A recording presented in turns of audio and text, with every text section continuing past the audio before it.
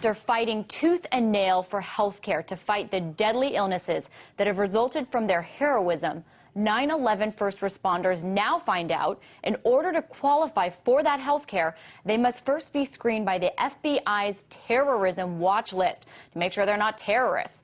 Joining me now for more from New York, Jim Ryder. He's Director of Political Affairs for the FealGood Foundation, and he is a 9/11 first responder himself, a retired New York City police officer. Now, Jim, you guys fought a long time to get the James Zadroga 9/11 health and compensation law passed. We've covered that extensively. I know what a fight it was. I've interviewed a number of you guys.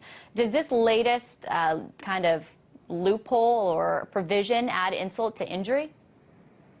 Absolutely. It's some kind of queer logic that the good senator from Florida has that would cause this to be in the bill, but it's not going to deter us. We're going to get what we need to get done, and we'll move another mountain if we need be. Why do you think this provision was added? I don't know. There's the old saying, you don't want to watch sausage or politics being made, but who knows, who cares what his logic is. It's unnecessary, it's wrong, and it's not at all comical. What do you think is wrong with it, and what's been the reaction from the 9/11 first responder community? I know you guys are all real tight. Well, I'll tell you, I'll answer it in two answers. What's wrong with it is these are first responders. These are the people that ran into the buildings when everybody else was running out, with no regard to their own safety, but for the needs of this city and this state and this country. They knew on that day that their heroism was going to come out, and it did. But to answer your second question, how we feel about it, there are some responders who have severe post-traumatic stress, much more than mine. And they are dealing with the traumas of life every day since 9/11. And they are taking 40 or 50 pills per day. They've got a lot of stress in their mind. In 2006, the federal government said that post-traumatic stress is a physical ailment. So these people are dealing with enough physical ailments. Now they're going to have more stress and more physical ailments because of the federal government. Because do you think that they're concerned that this will slow down them getting health care, or do you think they're very insulted that they're being screened on a terrorism watch list just in terms of kind of that being a mark of some kind of, I don't know, a black mark?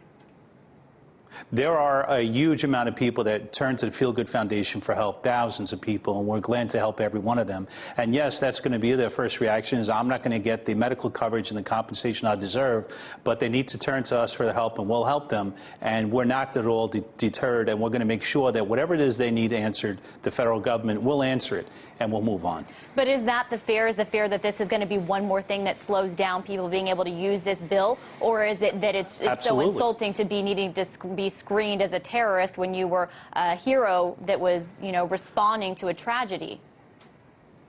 It's both. It's this stressful thing. It's upsetting. They think they're not going to be compensated. They think their government thinks they're terrorists. And look, these letters haven't gone out yet. They're going out. We'll read them carefully. We'll make sure we understand them. But I can give you an example of the left hand not giving the right hand the answers. I just recently got my TWIC certification, which means Homeland Security did a 6-month investigation on me. And they know who I am, but they're not telling the rest of the government who I am because I'm going to be one of the recipients of these stupid letters.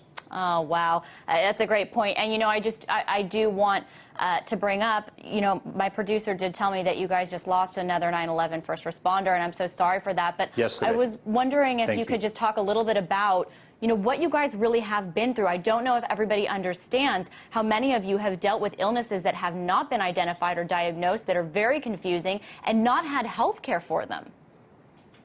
Look, a lot of the responders who came down there in 9/11 and the days, weeks, months, and years after 9/11, I was down there for 4 years. I was exposed to that stuff for 4 years.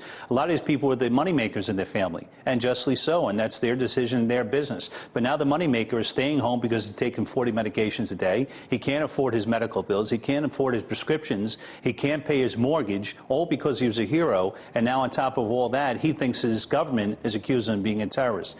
It's just too much stress and too much drama to bring into this. This great bill, this important bill, has finally been passed, and now we're dealing with this crap. Well, I'm so sorry that you're having to deal with that, and I want to thank you for your heroism and for telling us about this. That was Jim Ryder, Director of Political Affairs for the FealGood Foundation, a 9/11 first responder.